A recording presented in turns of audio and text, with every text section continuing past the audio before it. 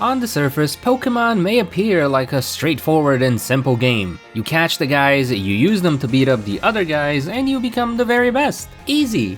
But is it really? If you've seen any video from Wolfie or Falswipe, you already know just how much consideration goes into training any one Pokemon. So today I want to take a deep dive into the character building system of Pokemon and see just how far it goes. I'm doing this as a part of a self-serving nerd series where I look at character building systems and considerations in various RPGs, so if you do like this style of video, consider checking out the previous one I did on the Sword of Convaleria, or leave a comment down below on what other RPGs you'd like to see me cover next. Now let's go build ourselves a Pokemon. We'll start off with the very high level stuff, types and abilities. Pokemon of the same species will usually have the same type. All Wooloo are normal type, and all Mareep are electric. There are currently 18 types available in the Generation 9 Pokemon games, and a Pokemon can naturally have either one or two different types. There are moves and abilities which can add or change a Pokemon's typing, but in general, you're stuck with what you got. Each type comes with its own resistance and weakness to other types, which are expressed as damage multipliers. Pokemon with two types have the weakness and resistance of the two types multiplied together, which can make them extra resistant to certain types and also extra weak to others.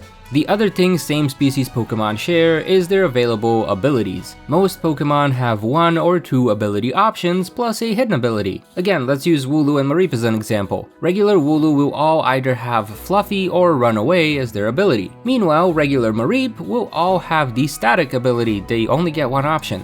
Now hidden abilities, they were introduced back in Gen 5 and they're typically, well, hidden, especially early on in the game, but become more available as you progress through the story and in the post-game through various methods. In Pokemon Scarlet and Violet, you can get hidden ability Pokemon from raid dens that have 3 stars or more. Also, unlike the standard ability, each species of Pokemon only has one hidden ability. The games also added items that let you easily switch these abilities. There's the ability capsule, which will let you switch from one standard ability to the other. So if you have a Wooloo with Runaway, if you give it the ability capsule, it'll now be a Fluffy Wooloo instead. But the really important item is the ability patch, which lets you switch from a standard ability to a hidden ability. I guess it works vice versa too, but considering how rare these things are, you're better off catching a standard ability Pokemon in the wild than using this item to remove a hidden ability. I should also mention that there's definitely exceptions to the types and abilities thing I've talked about so far. For example, the Pokemon Oricorio has 4 different forms, and although it's still the same species, each form has a different typing.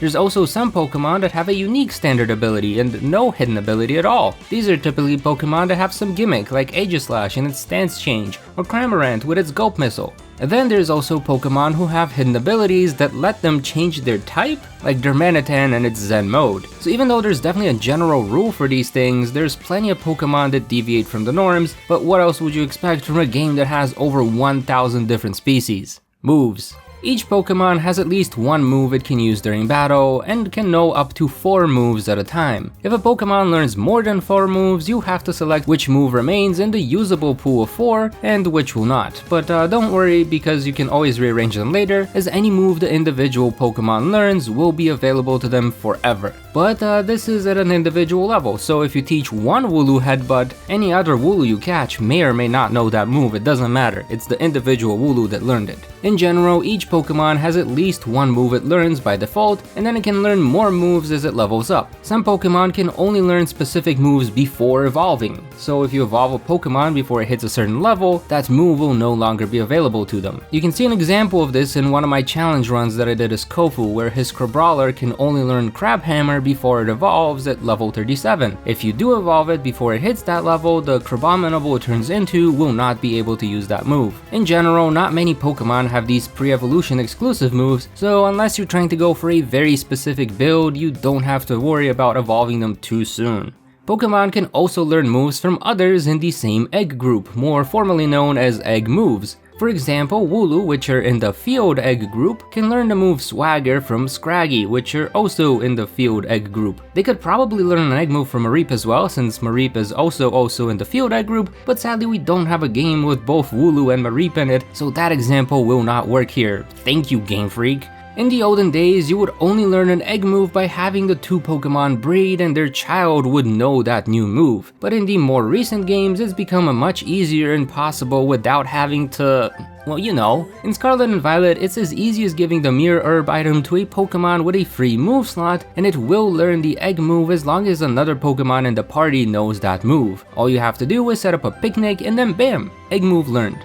This way, you don't have to worry about Pokemon genders or even egg groups. I tried it out with Ampharos and Dodrio, which are not in the same egg group, but since Ampharos can learn Agility as an egg move, the trick works just fine. The Mirror Herb picnic method is extremely efficient, and I do hope it's a feature that they continue to use in future games, although we'll probably have to rename it to something else since eggs are no longer involved. Apart from the more natural ways of learning moves, Pokemon can also be taught new ones through TMs or TRs, which are collectible items you'll find scattered throughout the world. Again, Scarlet and Violet has added an extra layer of ease by allowing us to craft any TM, as long as you have the right materials. So once you've picked it up or collected the recipe from Team Star, you can make as many of these as you want. In previous games, getting certain TMs was very difficult and time consuming, so you'd have to be more careful who you use them on. But nowadays, there's more TMs than doors and wheels in the world of Pokemon. This is no biggie if you use it on the wrong Pokemon. The final way to acquire moves in Pokemon games is through move tutors, who would teach a rare move to a specific Pokemon. For example, in Sword and Shield, this NPC will teach Grass Pledge, Fire Pledge, or Water Pledge to the starter Pokemon. However, move tutors simply do not exist in Scarlet and Violet. I guess the education system is that good, and we don't know if this is a generational thing or if they're gone for good from all future games, so I'm mentioning them at the end. You guys in the future let me know, do we still have move tutors or not? Do we even miss them? I don't know, I thought they were pretty cool.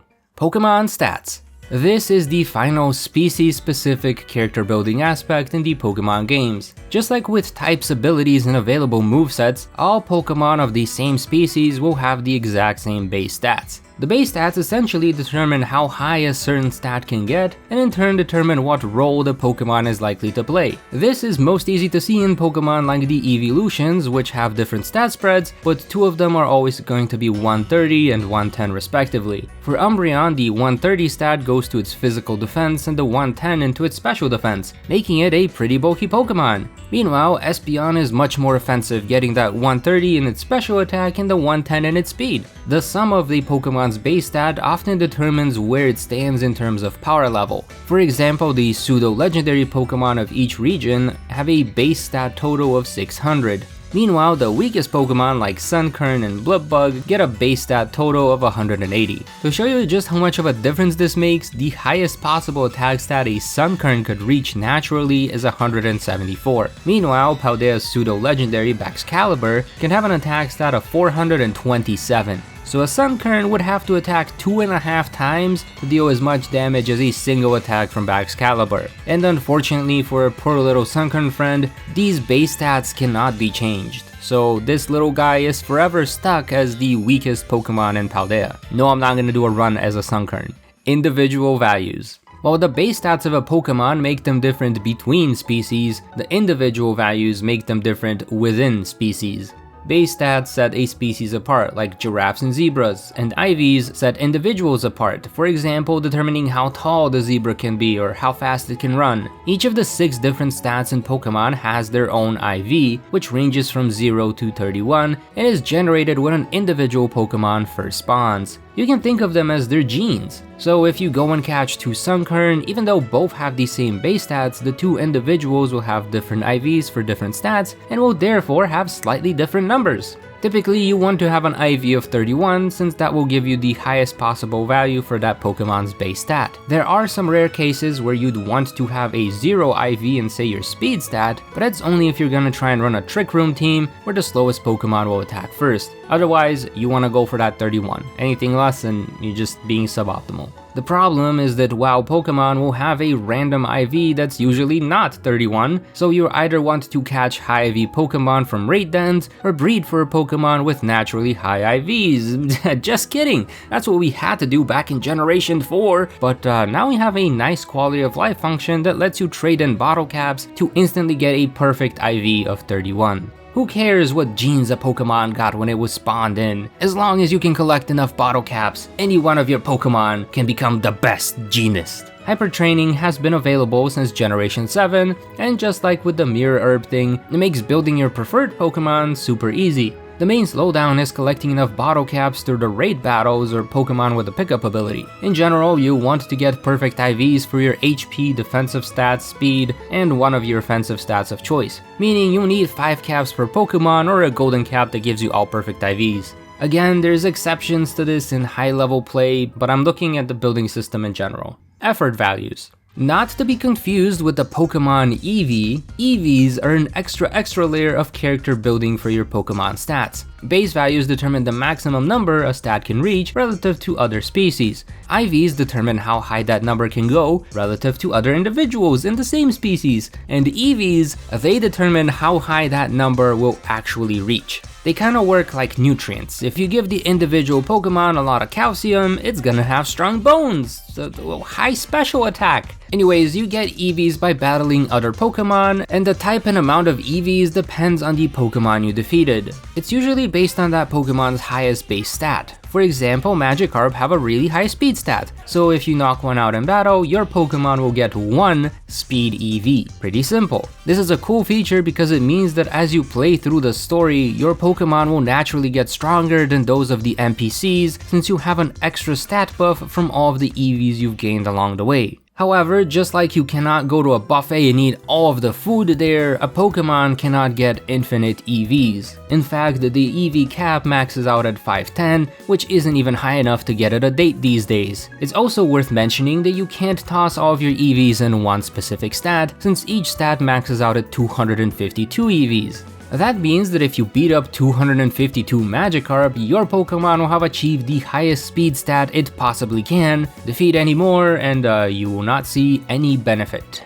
Typically, for offensive Pokemon, you want to max out their speed EVs and their physical or special attack. Whereas for defensive Pokemon, you'll want to max out their HP and then their higher defensive stat. Now if you do your math, you realize that maxing out 2 stats gets you to 504 EVs out of the available 510, so you end up having 6 random EVs left over that usually go into a random stat like HP or a little bit more defense. Again, the distribution really depends on the meta and personal preference, but in general, you want to max out the Pokemon's best stats and then sprinkle the remaining EVs elsewhere. Now you may have noticed that this process seems kind of slow and tedious. I mean, having to beat up 250 Magikarp just so you can have a really fast Pokemon, like that sounds like a huge waste of time, and it was back in the day. But things have gotten a lot better in recent generations. You got cheap drugs, vitamins like protein, carbos, and iron, which will give you 10 EVs for a specific stat. And then there's also the feathers, which you probably randomly collected in the overworld, and they'll give you 1 EV for a specific stat, so you don't have to go fight one Magikarp. There are also some berries that can reduce EVs if you do want to change how your Pokemon is built, or if you want to take the Pokemon you used for the story and make them competitive, but the way to get these items is kinda tedious, so I don't know if I would recommend. In older Pokemon games, getting these EV boosting items was a lot harder, and it was more time efficient to take the natural approach, like hunting down wild Pokemon, equipping held items that double the EV gain rate, and if you were lucky enough, have your Pokemon infected with this thing called Pokerus, which would also double the EVs gained. However, this super special Pokemon virus is no longer a mechanic that exists in Scarlet and Violet, probably because they didn't want to give kids the idea that spreading a virus can be beneficial or desirable in any sort of way, especially not after going through a global pandemic. Also, can we make sure we don't have any more of those, please? I'm good. Natures. Just like people can be shy or extroverted, Pokemon can have different natures. 25 different natures actually, but the only reason I'm talking about them in this video is because a Pokemon's nature can provide a buff or nerf to certain stats, except HP. HP does not get impacted by your nature. Basically, each nature boosts one stat by 10% and another stat gets a 10% drop, but 5 of those natures are boosting and dropping the same stat, so they're considered neutral, they don't change any of the stats. Fence sitters. Just like IVs, a Pokemon's nature is generated when an individual first spawns, and just like EVs, you want a nature that boosts a Pokemon's strongest base stat. This also means that when it comes down to building your Pokemon, you'll usually be running timid or jolly natured Pokemon for your fast strong attackers, and careful or bold natures for your defenders. Back in the day, you had to breed Pokemon with an Everstone to pass down the preferable nature to the baby Pokemon, or hunt for a wild Pokemon with someone who has synchronized as their ability in order to find a wild Pokemon with a desirable nature. But starting with Sword and Shield, you can just give your Pokemon a mint and its nature will change. So will its breath. Here, you can have a few more. And while you munch on those, let me tell you a fun fact. Did you know that even though there's 25 Pokemon natures, there's only 21 types of mints? That's because there's only one mint for the neutral natures, the serious mint. There's no mints for docile, bashful, hardy, or quirky natures, and that's okay since there's very little reason to want to change to a neutral nature in the first place. The only one I can think of is if you're doing a Nuzlocke or some other challenge run, and the Pokemon you have turns out to be with a nature that lowers its best stat. And yes, this has happened to me, like a lot. The generational gimmicks. Each of the more recent Pokemon games have also included some extra region or generational exclusive gimmick that can be used during battle and that you may want to consider when deciding on how to build your Pokemon. A common theme between all of these is that you can only use them on one Pokemon once per battle. In Gen 6 we had Mega Evolutions where a Pokemon could change their form, base attack, and typing. It looks like it's a mechanic that will be coming back in the next Legends game, but we don't know if it's gonna work the exact same way or not. It was a really cool mechanic, and I hope to see it more in the future. In Gen 7, they added Z moves to the mix, which were a one-time super strong move that could turn the tides of battle. Gen 8 got rid of both Megas and Z moves, and instead gave us Dynamaxing, which was a weird fusion of the two. It only lasts for 3 turns, it doubles your Pokemon's HP if you fed it enough rocks, and changes all of their moves to max moves, which have a different ability depending on the type of move it is. Some Pokemon had Gigantamax forms, which kinda resembled Mega Evolutions, and gave them a unique max move that was sometimes better than the basic option. Gen 9, the current gen as of making this video, removed the Dynamax feature and gave us Terastallization, which is by far the most customizable gimmick of the 4 we've seen so far. By terastallizing a Pokemon, you're able to change its type to any one of the 18 available types. This can work as a good defensive option, especially if you're using a double type Pokemon, since it can significantly change what can hit them hard and knock them out. It also works offensively by effectively giving you a third type for outgoing attacks and can let you get double stab, which I completely forgot to mention in the previous sections. Whoops. Stab, or same type attack bonus, gives your Pokemon a 50% damage buff if the move used is the same type as that Pokemon. So if Mareep uses Tackle, a normal type move, it's gonna have its base damage of 40. But if Wooloo, which is also a normal type Pokemon, uses Tackle, a normal type move, the move's base power goes up to 60.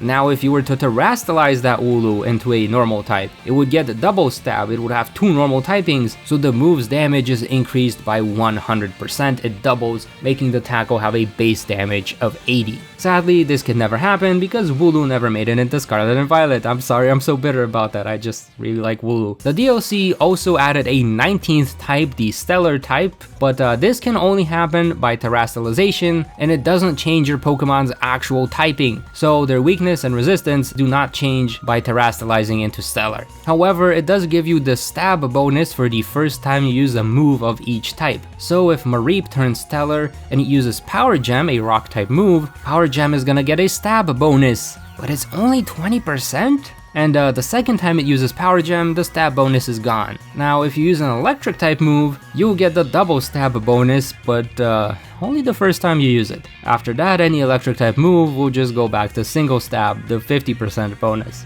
As you can tell, the Stellar type thing is a bit strange and kind of a letdown in my opinion, so even though it looks and sounds cool in theory, it doesn't seem all that useful in practice. What is useful in practice is the next thing you can do when building your Pokemon: held items. There's a large variety of items your Pokemon can hold, each with its own unique effects in battle. Each Pokemon could only hold one item, and some items will get used up after their effect activates, while others remain equipped and have a passive effect. For example, if your Pokemon is holding a berry, it will eat the berry once its trigger conditions are met, and then it will no longer have a berry. Meanwhile, items like, say, leftovers, they will heal your Pokemon at the end of every turn, and the item will not be consumed after its effect triggers. Just like everything else so far, there's loads of exceptions. There's moves like Thief, which lets you steal an opponent's held item, abilities like Unnerve, which make it so that Pokemon will not be able to eat their berries, and other abilities like Harvest, which will restore a consumed berry at the end of a turn. Some held items are very powerful, but also have big drawbacks, like the choice items. For example, the choice scarf will give your Pokemon a 50% boost to its speed stat, giving many Pokemon the ability to attack first in battle and a chance to be sorta competitive. However, the item locks you into using the same attack every turn, so if your opponent switches out to something that resists your chosen attack, you're fresh out of luck. There's loads of items and loads of different strategies they enable, so even though I'm covering them near the end of the video, they're definitely something you want to consider early on when building your Pokemon. And that leaves us with just one more thing you can do to build your Pokemon before sending it out to battle.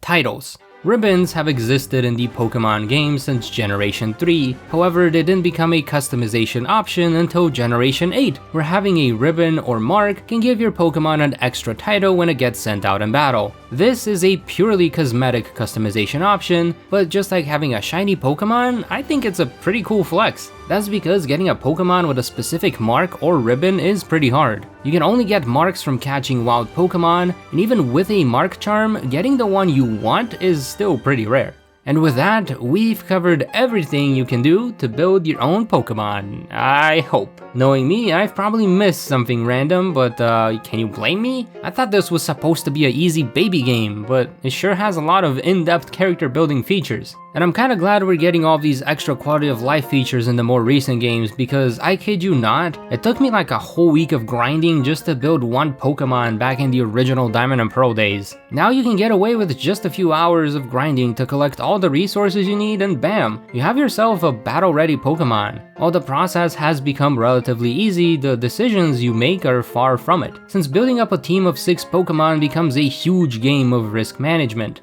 What Pokemon will you bring to the battle? What Pokemon will you have to face? What strategies will they use? And how can you best counter them? But those are questions for the pros to consider. As for me, I'm just happy to nerd out about all the different features we have. Anyways, if you've enjoyed this video, please consider leaving a like and comment down below what other RPGs I should look at in future videos. Also, don't forget to check out the previous one I did on the Sword of Convalaria, which has a very different choice-based system for building up its characters. Either way, thank you for watching, I hope you enjoyed, and I'll see you in the next one. Bye!